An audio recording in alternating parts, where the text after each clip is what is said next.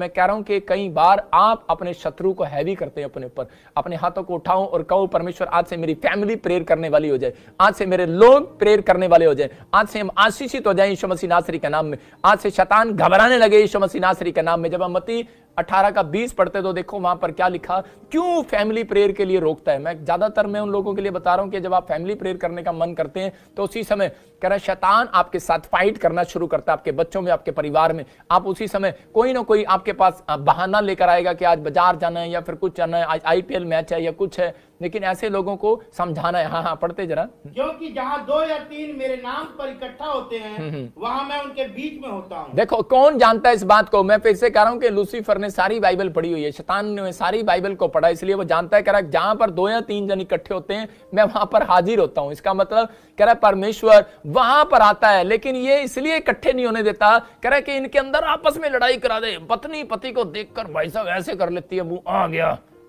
बेल्ला कहीं का, और पति पत्नी को देखकर करने लग जाता है, ले गुस्से में आ जाते हैं। मतलब कि आजकल लोग आपस में एक दूसरे के साथ गुस्सा करते हैं। परमेश्वर का आत्मा कह रहा है कि फूट डालता है शैतान के, ताकि आप लोग प्रार्थना ना करें, क्योंकि उसको मालूम है। कह रहा है कि ये इकट्ठे ना बैठ जाएं। मैं कह रहा हूं प्रार्थना आए ना आए, एक बार इकट्ठे तो बैठ के देखो भाई साहब। आज कई फैमिली ऐसी देख रही है मुझे, जो उनका बाप उधर बैठता है, उनकी माँ उधर बैठती है, उसका भाई इधर बैठता है। आज आपस में देखकर हम लोग खुश नहीं है। लेकिन आज के बाद मैं उस अनॉइंटिंग को छोड़ रहा हूं। आज से आपके घर में मैं कह रहा हूं एकता आने वाली है, तुम इकट्ठे होने वाले हो यीशु मसीह नासरी के नाम। तुम प्रार्थना को रिसीव करो, परमेश्वर काम करता है। जोशुआ के 3 के 3 में वहां पर लिखा, परमेश्वर के आत्मा ने बताया, कह रहा है कि वहां पर जब हम देखते हैं, कह रहा है कि योशू जब जा रहा था तो यरदन नदी के वहां पर बोलता है, कह रहा है कि जब याजकों ने कह रहा है कि उस नदी में पैर रखे इकट्ठे होकर और उसी समय वो पानी सूख गया। मैं कह रहा हूं कि यहां पर बहुत सारी प्रार्थनाएं, बहुत सारी मुसीबतों का हल इकट्ठे होकर किया जाता है। बहुत सारे लोग अगर कोई परेशानी में, कोई किसी समस्या में, किसी कर्जे में हो,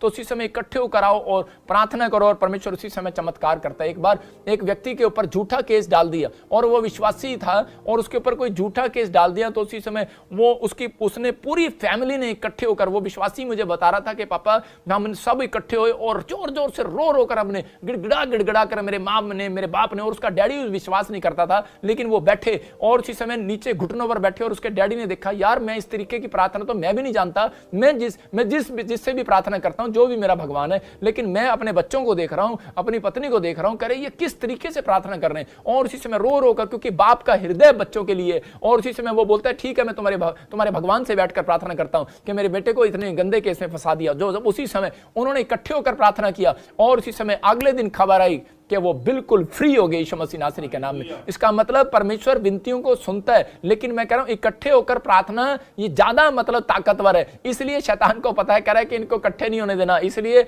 आपस में फूट डालता है। जब आप गलातियों का पुस्तक पढ़ते हैं 5 अध्याय, तो उसके अंदर क्लियर लिखा फूट डा विद्रम, झगड़ा, लड़ाई, बैर। कहता है कि ये चीजें डालकर कह रहा है शैतान आपके अंदर हो सकता है कि आपके घर में मन मुटाव करा दे और आप प्रार्थना में ना बैठ सकें। आपको इतना गुस्सा है, मतलब आगे से आप देखते हैं कि बहुत सारे लोग नहीं बैठते प्रार्थना में।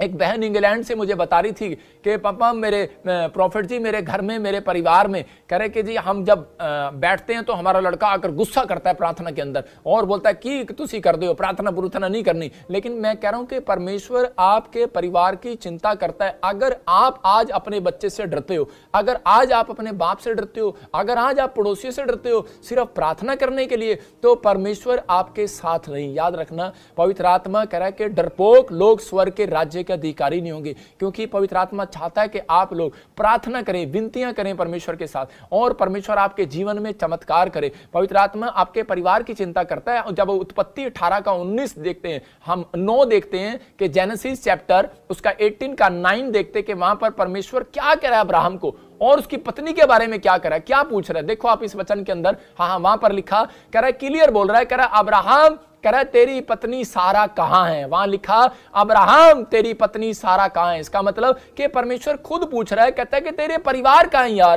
कह रहा है कहां है तेरा परिवार। और जब आदम से पूछा, कह रहा है कि जब वो ठंडे समय में आया तो उसने पूछा, कह रहा है तू कहां है। कह रहा है मैं छिप गया था क्योंकि मैं नंगा था, मैं डर गया था तेरे से। कह रहा है क्योंकि, कह रहा है किस बात ने तुझे डरा दिया। कह रहा है कि मेरे विचारों ने मुझे डरा दिया। इसका मतलब कि आपकी फाइट जो है, आपके विचार ही आपको हराते हैं और जिताते हैं। आपके विचार ही, अपने विचारों में जिसने जय पाना सीख लिया, परमेश्वर आज उनको जिताने वाला है। मैं कह रहा हूं जिताने वाला है। आज से अपने विचारों में जय पाना सीखो और कहो कि परमेश्वर तू मेरी जिंदगी में चमत्कार करेगा, मेरे बच्चे आशीषित होंगे, मेरी नौकरी